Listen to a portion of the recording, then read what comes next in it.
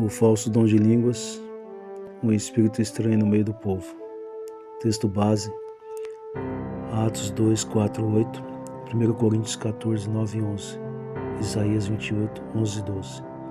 Tema: o verdadeiro dom de línguas, segundo a Escritura, o engano do falso dom nos sistemas religiosos místicos. Primeiro, a origem do dom verdadeiro. Atos 2. Não é um mistério, é a linguagem clara.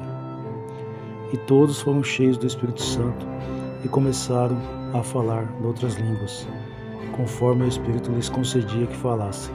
Atos 2:4. Confronto.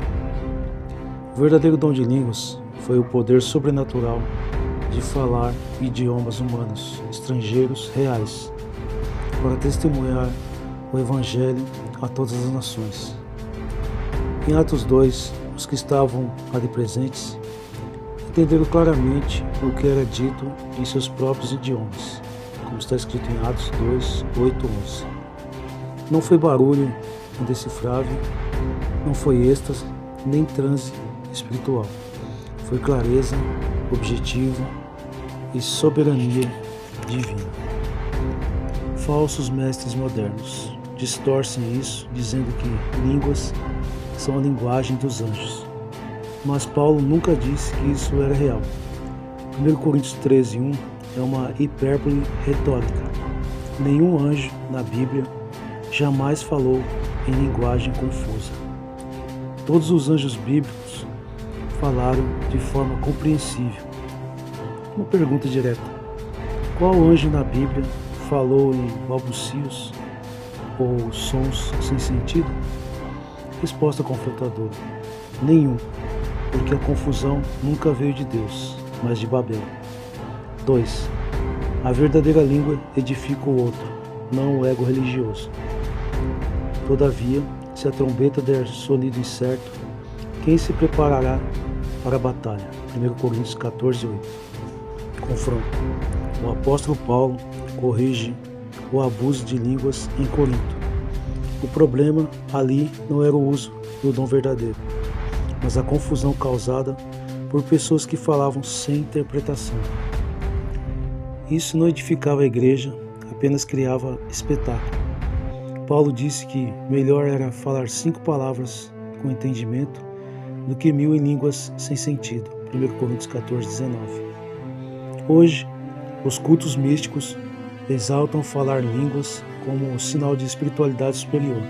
Porém, muitos ali nunca pregaram o verdadeiro evangelho, nunca discipularam ninguém, nunca abriram a Bíblia em profundidade, mas repetem sons sem sentido como um ritual de autoafirmação espiritual.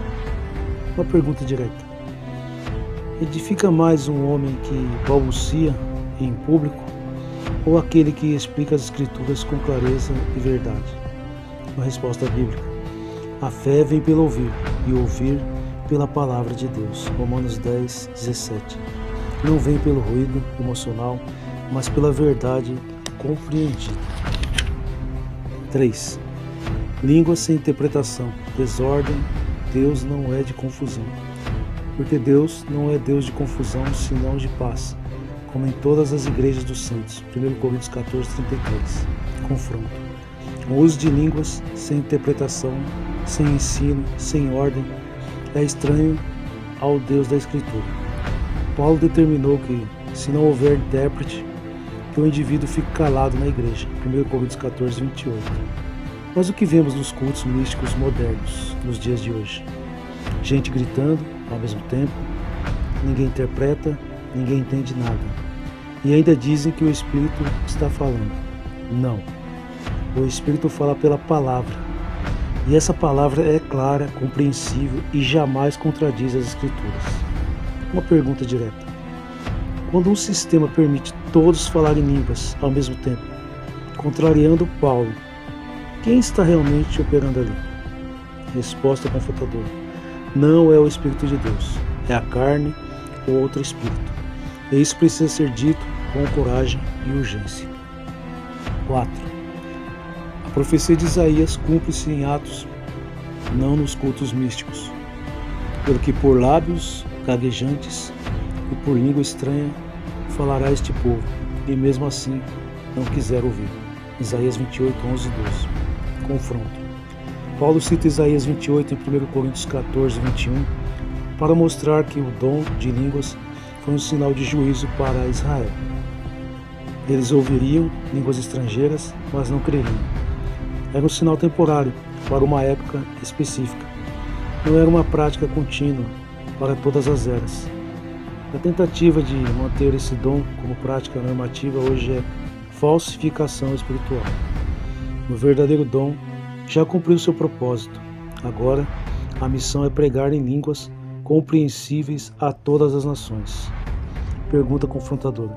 Se Isaías diz que línguas seriam um sinal para incrédulos, e Paulo confirma, por que usá-las como prática litúrgica no meio da igreja? Resposta bíblica e reformada. Porque não é o verdadeiro dom. É um engano emocional travestido de espiritualidade. Conclusão.